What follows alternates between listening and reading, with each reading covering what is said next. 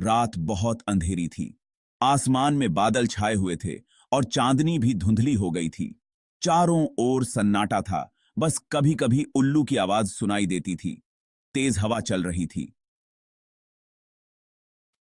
हवा की आवाज इतनी तेज थी कि ऐसा लग रहा था मानो कोई चीख रहा हो।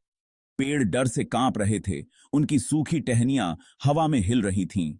हर पत्ता जैसे किसी अनहोनी की चेतावनी दे रहा था। उस डरावनी रात में शर्मा परिवार एक पुरानी हवेली में आया। हवेली बहुत बड़ी थी। उसकी विशालता और पुरानी बनावट ने उसे और भी रहस्यमयी बना दिया था। उसकी दीवारें ऊंची और खिड़कियां टूटी हुई थीं। खिड़कियों से अंदर झांकने पर अंधेरा ही अंधेरा दिखता था। सन 1985 की बात है। शर्मा परिवार शहर छोड़कर यहां रहने आया था। वे एक नई शुरुआत करना चाहते थे। उन्हें यह हवेली बहुत पसंद आई थी।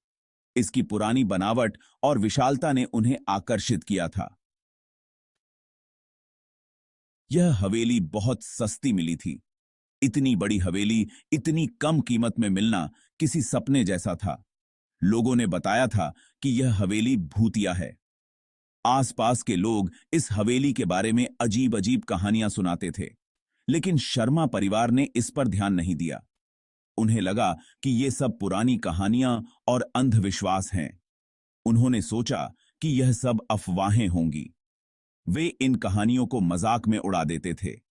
वे अपने नए घर में जाने के लिए बहुत खुश थे। उनके चेहरे पर उत्साह और खुशी साफ झलक रही थी। उन्हें क्या पता था कि यह हवेली उनके जीवन का सबसे बड़ा डर बन जाएगी। हवेली के अंदर कदम रखते ही उन्हें अजीब अजीब आवाजें सुनाई देने लगीं। हवेली की दीवारों पर अजीब निशान थे और हर कोने में एक अजीब सी ठंडक महसूस होती थी। नया घर, नई उम्मीदें। शर्मा परिवार अपने नए घर में आकर बहुत खुश था। घर बहुत बड़ा था। चारों तरफ बगीचा था। बच्चे राहुल और रिया बगीचे में खेलने लगे। श्री शर्मा ने घर के कागज देखे। मिसेस शर्मा ने रसोई संभाली। सब कुछ सामान्य लग रहा था। परिवार को यकीन नहीं हो रहा था कि लोग इस घर के बारे में डरावनी बातें क्यों करते हैं। शाम को उन्होंने घर में ही खाना खाया। बच्चों ने नए खिलौनों से खेला। रात को सोने से पहले सबने एक दूसरे को गुड नाइट कहा। उन्हें क्या पता था कि यह रात इतनी शांत नहीं रहेगी। आधी रात हो गई थी। सब गहरी नींद में सो रहे थे। अचानक एक आवाज आई। किसी ने दरवाजा खोला था। श्री शर्मा की नींद टूट गई। उन्होंने सोचा कि शायद हवा से दरवाजा खुला होगा। वे उठे और दरवाजा बंद करने गए। लेकिन दरवाजा तो पहले से ही बंद था। श्री शर्मा को थोड़ा अजीब लगा। वे वापस अपने कमरे में आ गए। लेकिन अब उन्हें नींद नहीं आ रही थी। वे सोच रहे थे कि आखिर वह आवाज किस चीज की थी। तभी उन्हें दूसरी आवाज सुनाई दी। इस बार आवाज खिड़की से आ रही थी। क्या यहां सचमुच कोई भूत है? अगले दिन मिसेस शर्मा ने भी कुछ अजीब महसूस किया।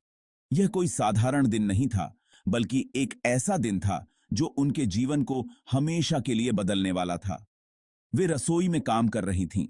हर रोज की तरह वह अपने परिवार के लिए खाना बना रही थीं, लेकिन आज कुछ अलग था। तभी उन्हें लगा कि कोई उन्हें देख रहा है। यह एक अजीब और असहज करने वाला एहसास था, जैसे किसी की नजरें उनके ऊपर टिकी हों। उन्होंने पीछे मुड़कर देखा, लेकिन वहां कोई नहीं था। रसोई पूरी तरह से खाली थी, लेकिन वह एहसास अभी भी बना हुआ था। उन्हें लगा कि शायद उन्हें कोई वहम हुआ होगा। उन्होंने अपने आप को समझाने की कोशिश की कि यह सिर्फ उनका मन था जो खेल खेल रहा था। लेकिन शाम को फिर से वही हुआ। इस बार वह अपने कमरे में जा रही थीं जब उन्हें फिर से वही अजीब एहसास हुआ। मिसेस शर्मा अपने कमरे में जा रही थीं। घर की लाइट्स धीमी थीं और माहौल में एक अजीब सी खामोशी थी। तभी उन्होंने देखा कि दीवार पर एक परछाई चल रही है। उन्होंने ध्यान से देखा। यह कोई साधारण परछाई नहीं थी। परछाई एक औरत की तरह लग रही थी। यह औरत की परछाई थी जो धीरे धीरे दीवार पर चल रही थी। औरत सफेद साड़ी पहने हुए थी।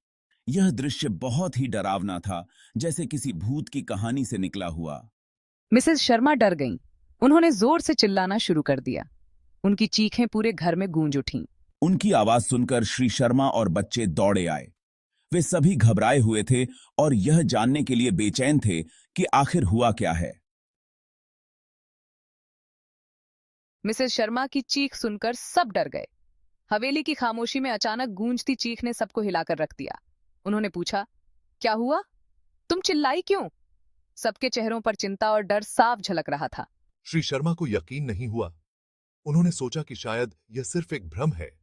उन्होंने कहा, तुम्हें शायद कोई वहम हुआ होगा। हवेली की पुरानी दीवारें और अंधेरा अक्सर लोगों को भ्रमित कर देते हैं। लेकिन मिसेस शर्मा अपनी बात पर अड़ी रहीं। उन्होंने जोर देकर कहा कि यह कोई भ्रम नहीं था। उन्होंने कहा, नहीं, मैंने सचमुच एक परछाई देखी है। वह परछाई बहुत स्पष्ट थी और वह एक औरत की थी। वह एक औरत की परछाई थी। उसकी आकृति बहुत ही डरावनी और रहस्यमयी थी। बच्चों ने भी बताया कि उन्होंने अजीब आवाजें सुनी हैं। हवेली के कोनों से आती फुसफुसाहटें और रहस्यमयी आवाजें उन्हें भी डरा रही थीं। श्री शर्मा को अब चिंता होने लगी।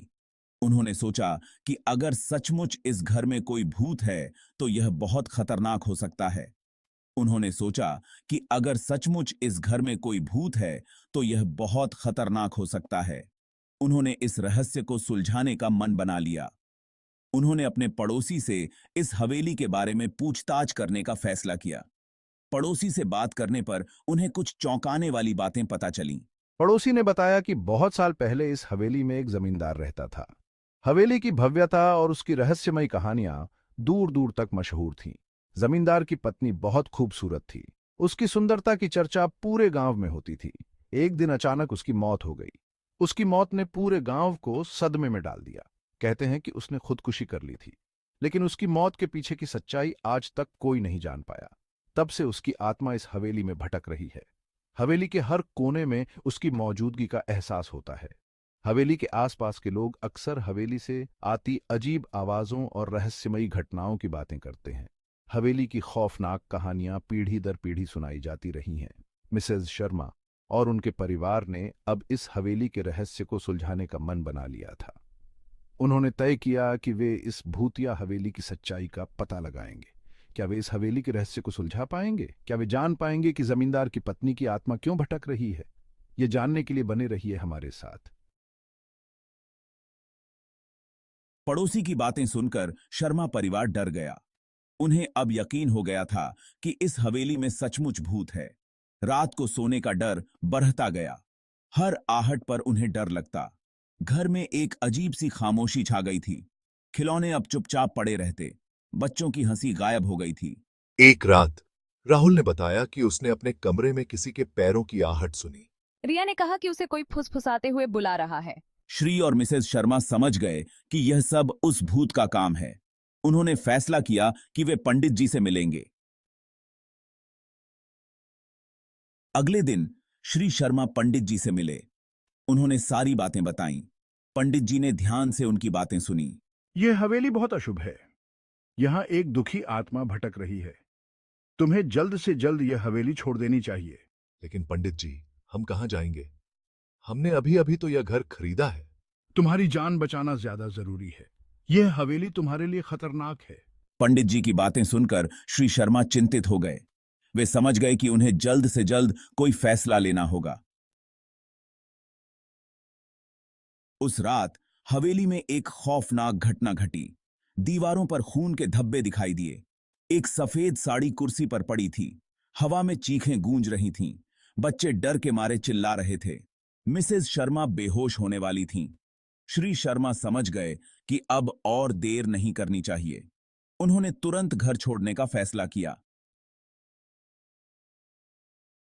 बिना देर किए शर्मा परिवार हवेली से बाहर भागा। वे अपनी जान बचाकर भाग रहे थे। उन्होंने पीछे मुड़कर नहीं देखा। उन्होंने अपने साथ कुछ नहीं लिया, बस अपनी जान बचाकर भागते रहे। वह रात उनकी जिंदगी की सबसे डरावनी रात थी। उन्होंने कभी सोचा भी नहीं था कि उन्हें ऐसा कुछ झेलना पड़ेगा। आज भी वह हवेली वीरान पड़ी हुई है। कोई भी उसके पास जाने की हिम्मत नहीं करता। लोग कहते हैं कि हवेली में आज भी वह भूत रहता है। शर्मा परिवार की कहानी सुनकर लोगों के रोंगटे खड़े हो जाते हैं। यह हवेली एक अनसुलझा रहस्य बनकर रह गई है। क्या बानी की का भोबर की हवेली है।